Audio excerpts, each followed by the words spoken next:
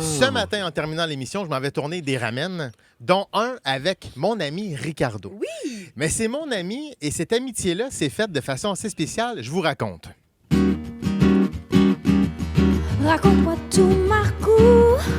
Raconte-moi tout, Marcou. Alors, tout ça est vrai. On est en 2015. Je travaille pour l'émission En mode Salvaille. OK? On est 4 auteurs, dont M. le juge, qui est là aussi, travaille aussi là-dessus. Et en travaillant là-bas, c'est beaucoup, beaucoup d'heures parce que les émissions sont tournées le soir. Fait qu'on rentre le matin, on a les tournages le soir. Les lundis et mercredis, on termine à 11 h, on rentre le matin, on continue. Et donc, on a une demande à Éric Salvaille. On lui demande de nous acheter une machine à café. Et là, on connaît Éric, gentil comme ça se peut pas, alors il refuse. Ah non, ça c'était trop pour lui. Alors, on décide de nous autres, on se cotise, on essaie de voir ce qu'on pourrait s'acheter, etc., parce qu'on était surpayés, évidemment. Alors, pas capable de s'acheter une machine à café. Et à un moment donné, il arrive une idée, c'est de faire un stunt, donc de faire un segment où il va y avoir un duel pour savoir qui est le meilleur patron entre Éric Salvaille et Ricardo.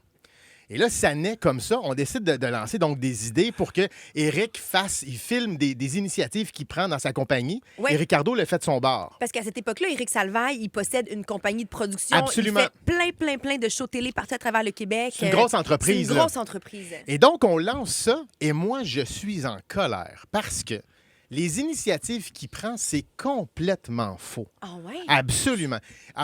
Par exemple, il fait venir des massothérapeutes en disant, regardez, moi, je fais masser mes employés sur leur heure du dîner. Fuck all. Ils sont là 5 minutes, ils en massent 2 puis ils s'en vont. Personne n'a accès à ça.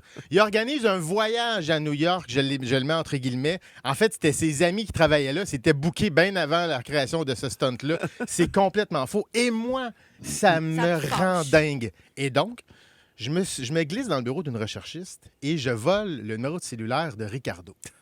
Je l'appelle, je lui explique la chose et je lui dis, regarde bien, je vais devenir ta taupe. Je vais te dire toutes les initiatives que Ricardo va vouloir prendre. Toi, qu'Éric va prendre. Et toi, fais systématiquement mieux. Il fait parfait, j'embarque. Et là, donc, je lui envoie les informations au fur et à mesure. Mais à un moment donné, il y a un stress parce que quand on fait les lectures, Éric Salvaille, il est juste à côté de moi. Fait que quand on lit les sketchs juste avant les émissions, et des fois, Ricardo, il me texte. C'est écrit Ricardo. Fait qu'à un moment donné, je veux plus prendre de chance. J'envoie un document à tout le monde avec nos noms de code. Ricardo, ça va être succulente brioche.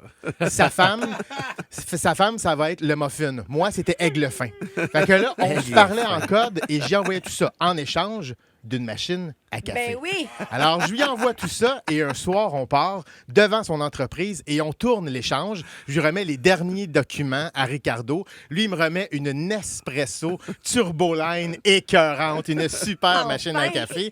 Et arrive le soir où il y a le dévoilement de qui est le meilleur patron. Mais évidemment, Éric, il comprend pas. Il s'est toujours fait voler le compte, lui-là. Là. Et finalement, dans l'émission, on dévoile la vidéo de moi qui fais l'échange. Voir la face d'Éric Salvaille live se démonter. Il était fâché. C'était magnifique. Ricardo remporte le prix du meilleur patron.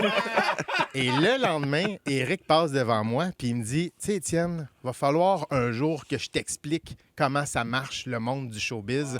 On ira prendre un café. J'ai dit, bah, pas besoin, Éric. J'ai ma machine.